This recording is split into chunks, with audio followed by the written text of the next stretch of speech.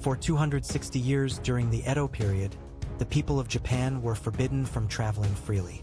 Behind this lay the unimaginable travel restriction known as Iri Teppo and Ida Onna, inbound guns, outbound women. Over 500 checkpoints, or Sekisho, were established across the country. Records even show that at places like Hakone and Arai Sekisho, the passage of women could take an entire day. But what if there was more to it? In fact, a more astonishing truth, one the shogunate desperately wanted to keep secret, was hidden beneath the surface. Why was there such an intense need to strictly control people's movements? In this video, we will explore 3 key points: why travel was so severely restricted during the Edo period, the true role and reality of the Sekisho checkpoints, and how this system continues to influence modern Japan. Let us now delve into that truth. The main feature also provides a detailed comparison with the freedom of movement we experience today. To solidify its national unity, the Edo shogunate meticulously enforced military power and information control. Of particular importance was the movement of both people and goods.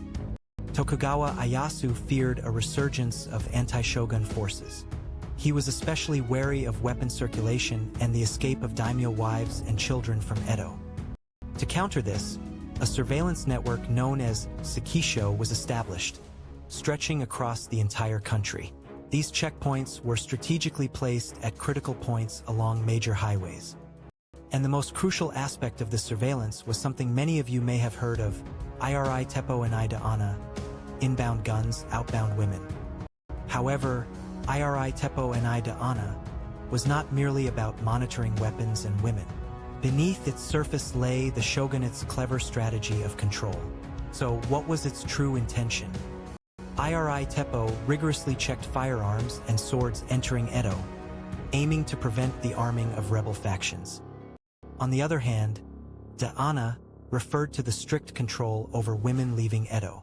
Its primary purpose was to prevent the escape of daimyo wives and children, effectively hostages. Through Sankin Kotai, the system where daimyo resided in Edo with their families, their loyalty to the shogunate was constantly put to the test.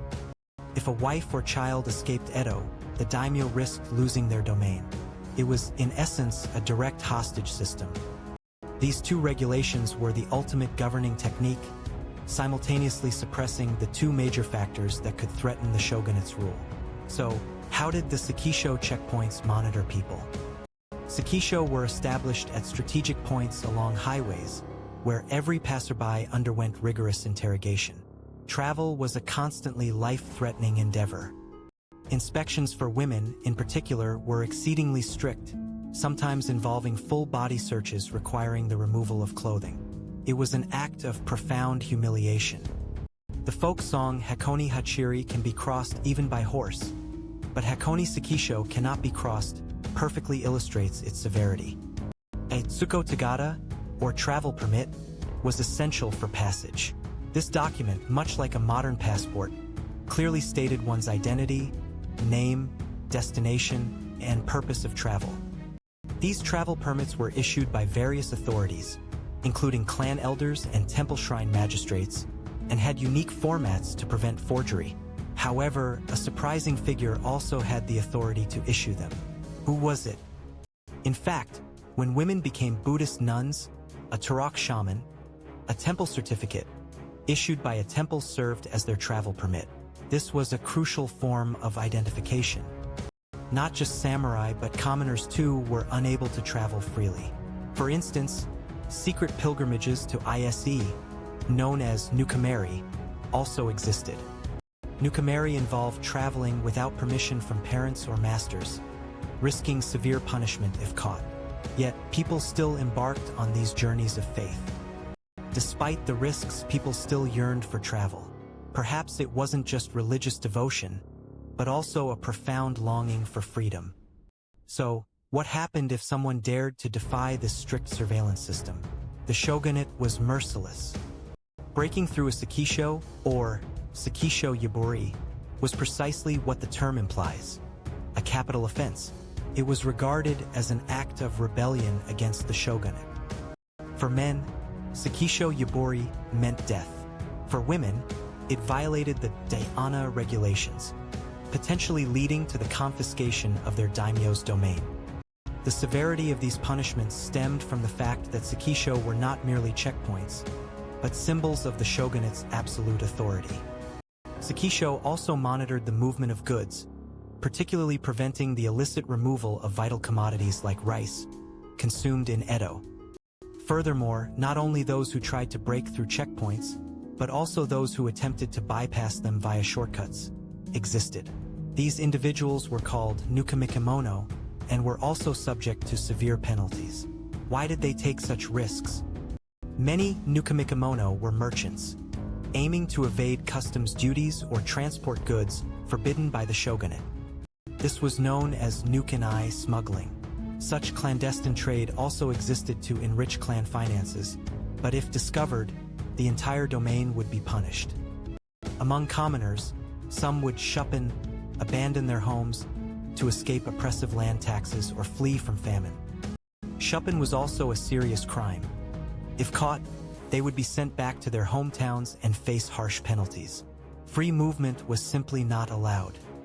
The people of Edo Japan were, quite literally, under surveillance from birth to death, with extremely limited freedom of movement.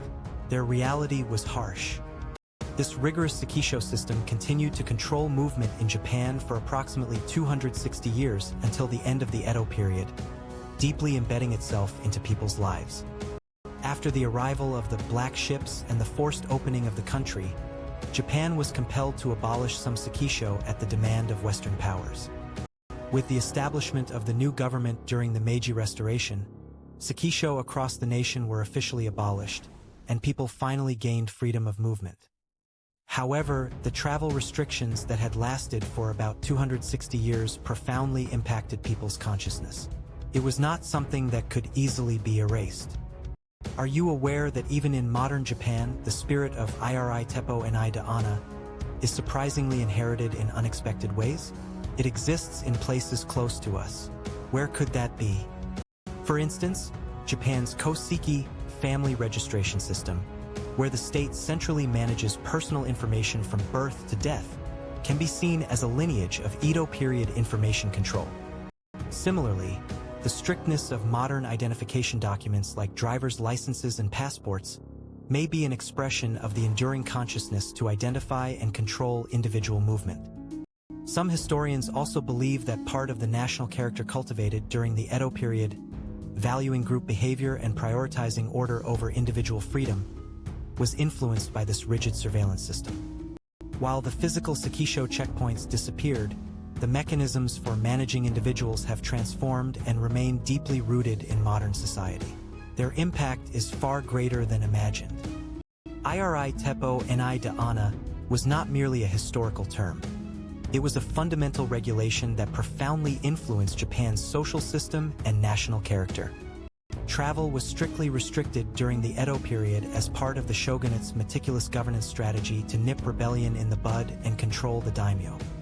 The Sekisho played a crucial role in solidifying the shogunate's power by monitoring weapons and maintaining the hostage system for daimyo wives and children.